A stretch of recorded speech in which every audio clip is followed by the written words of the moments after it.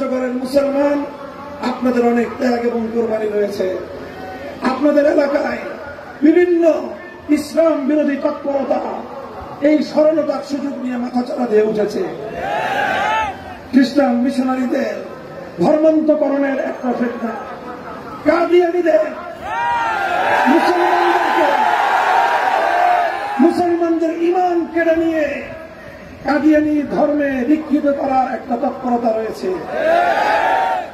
আমাদেরকে সব কিছুর মোকাবেলা লাঠি দিয়ে করলে হবে না, দাওয়াতের মাধ্যমে মোকাবেলা করতে হবে।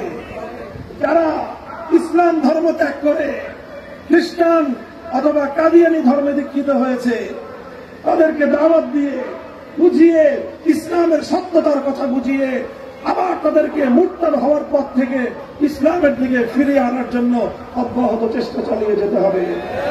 প্রশাসনকে বলব, কাদিয়ানীদেরকে নিয়ন্ত্রণ করেন। তারা যেন আমার কোন সরল প্রাণ মুসলমানকে তাদের দারিদ্রের সুযোগ নিয়ে, দুর্বলতার সুযোগ নিয়ে ইসলামের পথ থেকে কোন ইমানদারের ঈমান যেন হরণ করতে না পারে। সেটা যদি করে, আর তারা যদি আমার নবীর ইজ্জত নিয়ে, আমার নবীর হক্কে নবুওয়াতের সিংহাসন নিয়ে টানা হেঁচড়া করতে থাকে, আমরা সবসময় নীরব থাকতে পারবো না। এখানে আমাদের বাইন্ডিংস আছে, এখানে আমাদের সীমাবদ্ধতা আছে। দয়া করে এই কথাগুলি বুঝবার চেষ্টা করেন। আর আমাদের অসংখ্য ভাইয়েরা কাদিয়ানীদের মিথ্যা মামলার শিকার।